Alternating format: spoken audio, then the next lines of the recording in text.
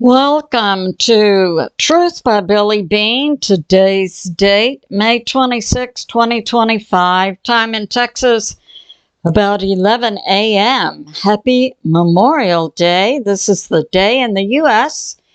where the people of America honor those who have passed over while serving in the U.S. military.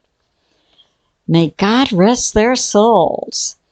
Some of my sources I'll use today: Reacted, CNN, Breitbart, Hal Turner, Space Weather Plus. Some of the things we'll cover: President Trump, millions out of Medicaid, and to President Putin, stop. And Alberta, number 51, plus. What about the body language of the president of France, Macron, this morning when his wife shoved him in the face before the cameras? Yeah. Body language guy did a good job on covering that. So let's get started. Oh, and I've been out for about a week due to a right knee blowout. Praise the Lord, I am past that. Now, we've had some activity in space with the sun. I think so far in the last 2 to 3 days, we had an X-flare 1.1, an X-flare 1.2, an M-flare 8.9, affecting radio and ham operators in the South Pacific and the Americas. And it's possible that this latest activity yesterday may also have released a CME that we might see coming in a few days. But definitely we're all being affected by what's going on from the sun. And now we have this. Yeah. So President Trump is pushing a big, beautiful bill that does some cuts, puts in place some tax cuts, cuts taxes on overtime, tips, and Social Security to benefit the American people. But it also cuts benefits and Medicaid. Medicaid is a government-paid insurance program that's separate from Medicare. Medicare is for American citizens who are on Social Security and retired. Medicaid is designed to cover like pregnant women, young children, disabled, and so forth. It's not designed to cover healthy young men nor illegals. So President Trump's, big, beautiful bill will cut Medicaid to 1.4 million illegals plus 4.8 young, healthy men in their 20s. And we say, way to go, President Trump. Now, I saw this morning, the House passed the big, beautiful bill last Friday. Sunday night, President Trump gave some new input back to the House because he understood there were certain things about it the Senate wasn't going to approve. So he said to Speaker of the House Mike Johnson, Republican from Louisiana, you can make certain changes, because we definitely want to get it passed. And now we have this. In Canada, I've put this out before, and it's just coming out in more reports. Canada has passed a law that takes effect in 2027, and it's coming, more details are coming out now. Canada can assist in euthanasia, government-aided suicide for mature minors, individuals under the age of 18, and according to the law, the government of Canada does not have to give the parents any information nor gain their consent. Mature minors plus who are having mental issues. Example, a 16-year-old breaks up with her boyfriend and doesn't want to live anymore. She would fit this criteria. She could go to a Canadian medical facility that's doing the suiciding, and the government will just end her life without the knowledge nor consent of her parents. Now, so we have Canada working against children, and recently in the state of Colorado in the U.S., Colorado passed a law. Parents may not designate their sons and daughters as being male or female. My question is, what about the gender reveal parties? So that's going on. And now we have this. Yes.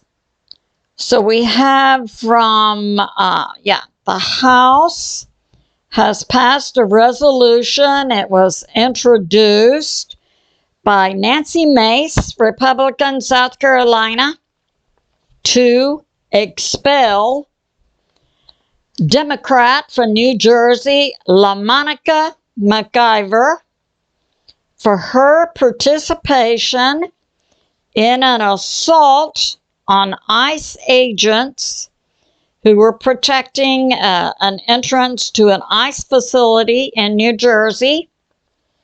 And apparently she's the only one who actually assaulted an ICE agent, and it's on film. So this is an effort to expel LaMonica McIver. Now, Congress has only used this a few times in the past, 15 times in the Senate, 6 in the House, and most instances took place during the American Civil War in the 1860s. Most recently, in 1980, Michael Myers, a Democrat from Pennsylvania, was put out for bribery conviction. 2002, we had a Democrat from Ohio, James Traficant, who was also put out for bribery conviction. 2023, George Santos, Republican from New York, for fraud and campaign money. So we'll see how this goes. And now we have this. Oh, yeah. So the Houthis are putting out an evacuation map. So we have Israel. We have the Ben Gurion Airport. We have Saudi Arabia. And then Yemen. And we know that the Houthis have been hitting Israel from Yemen. So now, just a couple of days ago, the Houthis in Yemen came out and said, we're going to publish an evacuation map for the Ben Gurion Airport, because obviously they plan on hitting it. Yeah, if you don't know the evacuation routes from Ben Gurion Airport, you can look at our published map.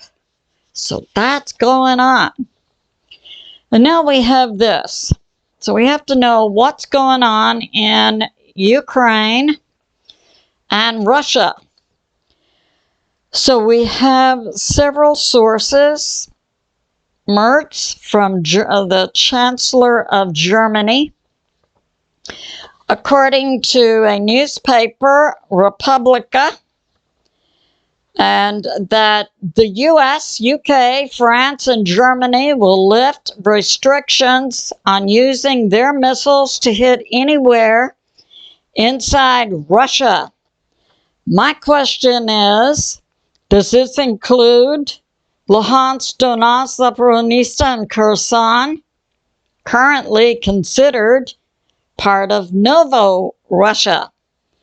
President Trump came out over the weekend after there were strong missile attacks between Ukraine to Russia, and Russia retaliated back to Ukraine. And President Trump indicated he was angry with President Putin and said, "Stop the killing." Now, I agree with President Trump, who has given a wider statement. When he says stop the killing, he means to stop the ending of the souls, whether they are Ukraine or Russian. Now, I agree with that position. However, we cannot have Ukraine blitzing Russia without Russia responding. So it's a back and forth. President Trump, I believe, needs to step up to the plate and enlarge that statement, "Stop the killing," and indicate that it's intended for President Putin and Zelensky. And now we have this. So we had Saturday night, Ukraine hitting Russia with, I believe, over the period of, say, Friday, Saturday, Sunday, Ukraine hitting Russia with something like 1,000 missiles and drones and so on. Then Russia retaliated. That was Sunday. Now, Saturday night, 12 Russian doomsday planes to take their government for continuity of government left Moscow and went to the Siberia Urals, where they have bunkers. They did that Saturday night, and it's noted this morning those planes have not returned. So Russia has their COG plan in place. So that's going on. And then yesterday, Russia retaliated and hit many locations inside Ukraine, including Kiev, Chernihiv, Ternopil, Kharkiv. They hit most regions except Zaporizhzhia. This was in response to Ukraine hitting many locations inside Russia, including Tula and Moscow. So yeah, that's going on. But I agree with President Trump. We need to tell both sides to stop it. And now we have this. So now we have some mainstream global media. It doesn't appear to be US-based mainstream media. So we have in Germany, I believe this is a newspaper, most likely they have media platforms, Bild. And we have a military newspaper, 1945, reporting that Ukraine is beginning to collapse on the front, and that in the past 10 days, Russia has taken 80 square kilometers, which would be 31 square miles, including Constantinople. So that's going on. And we have this. Oh, yeah. So Redacted interviewed an independent journalist from Canada who talked about what's going on in Alberta. So Alberta, which we're excited, may become our 51st state. So we have Washington State, Montana, and this would be Alberta, Canada. Alberta, Canada is rich in oil and gas and regularly pays in taxes to the federal Canadian government $13 billion per year. Well, you know, I began this episode with that information about that crazy child-assisted suicide law Canada passed. Crazy. I mean, that's just one thing.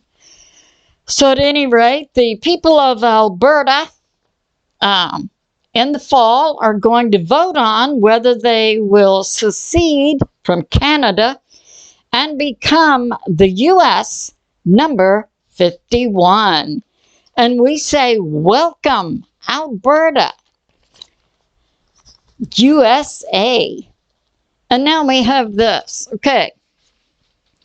So it's coming out from Real Raw News that a military tribunal trial has been going on in Gitmo for Anthony Blinken, former Secretary of State under J.B. Now we know that the 2020 election was usurped. So nothing that went on during that reign is legal. And certainly Anthony Blinken's actions also were not legal. So at any rate, the White Hats, President Trump's team, infiltrated Anthony Blinken's group and approached and persuaded Anthony Blinken's aide, Susie George, to carry around with her a pen that was also a recording device. And she took it into a meeting. Anthony Blinken was directing the meeting, and there were several people there, all gloating over their anticipated kickbacks from money Congress would send to Ukraine, and then it would come back to them. 5 cents on every dollar. And this included J.B., Secretary of Defense, Lloyd Austin, Janet Yellen, Secretary of the Treasury, Ron Klain, and Samantha Power. And they had plans to either assassinate or imprison President Trump. So that's going on. And so Anthony Blinken now is being tried.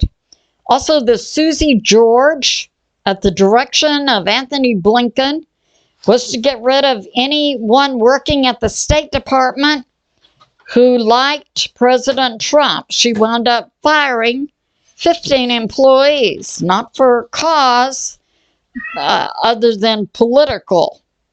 So that's going on. So at any rate, it appears that Anthony Blinken is going down, along with a lot of other people. Now, this morning, an interesting clip came out. I'll link this for you from Body Language Guy. And it involves a slap to the president of France, Macron, by his wife, Brigitte, who is 25 years older than he. Many rumors swirl about their relationship, but what happened was they were coming off of a plane and the doors open, cameras on, and you see two hands pushing in this area Macron. A pretty good push. It moved his body by Brigitte. And you see then Macron turned. The body language guy said when she did that to him, according to his body language, she was totally unexpected. Then Macron turns, realizes the cameras are on. He has this deer in the headlight look. And then, they come on out of the plane. Another body language PhD in another site that body language guy used demonstrated as they're coming off the plane, Macron's fist has white knuckles, indicating anger. So that's going on. I say it's good to enjoy Memorial Day weekend. I believe it's good to be in prayer for America, President Trump, the U.S. military, and world peace. I love you, and I'll see you soon.